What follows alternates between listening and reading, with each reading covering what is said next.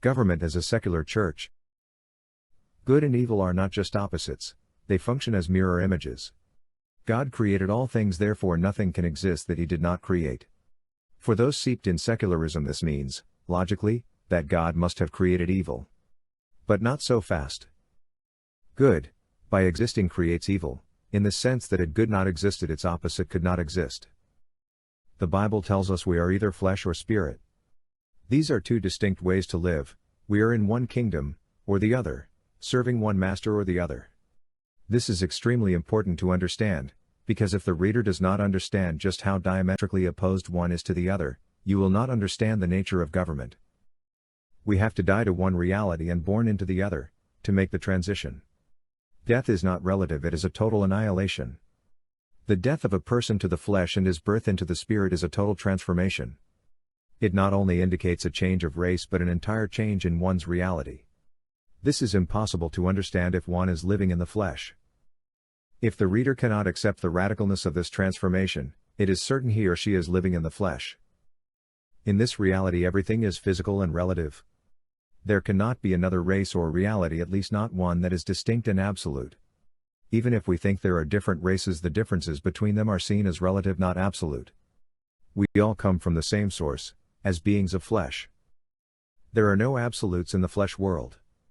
To have a real qualitative difference would require a rebirth into a different dimension and a different reality into a different kind of body. What those of the flesh get wrong is in thinking flesh is the natural condition of all things. In the secular mind, we were all created as physical things. This is true, regardless of what labels one has attached to oneself. Even Christians think God created the physical world, but this does not fit in the Bible or with the evidence.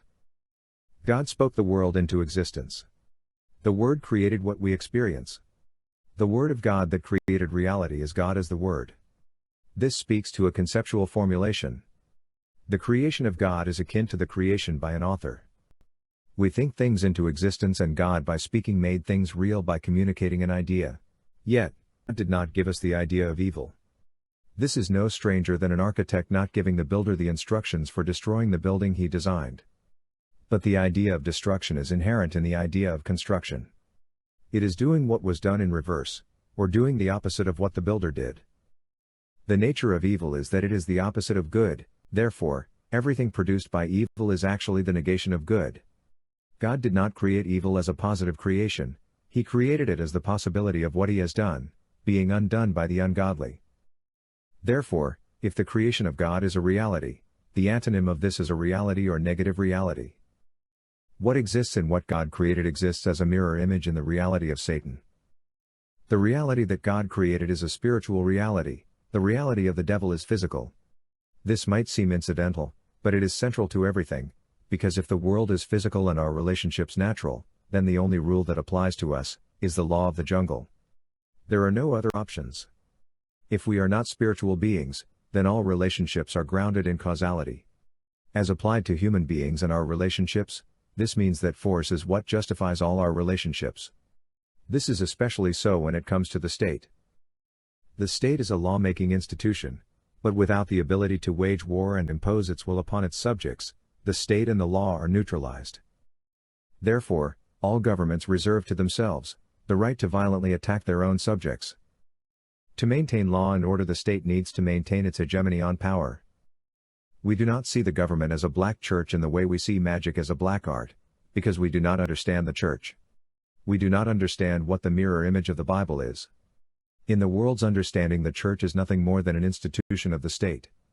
So how could the state be inversely related to the church?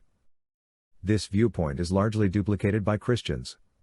No one understands the church and state to be inversely related. Most Christians are complacent about the church being a licensed institution of the state. It actually exists as an agent of the state. Yet, it is clear the flesh and the spirit are divided. We cannot have two masters. When Israel asked Samuel for a king like the pagans had, God said they had not rejected Samuel but him. We are to obey our rulers because we are not to be the authors of confusion, but we were never meant to be under earthly rulers. This may seem simple enough, it may even appear obvious, but that begs the question as to why the world has rejected God, when it means we end up with the history and the life we are familiar with.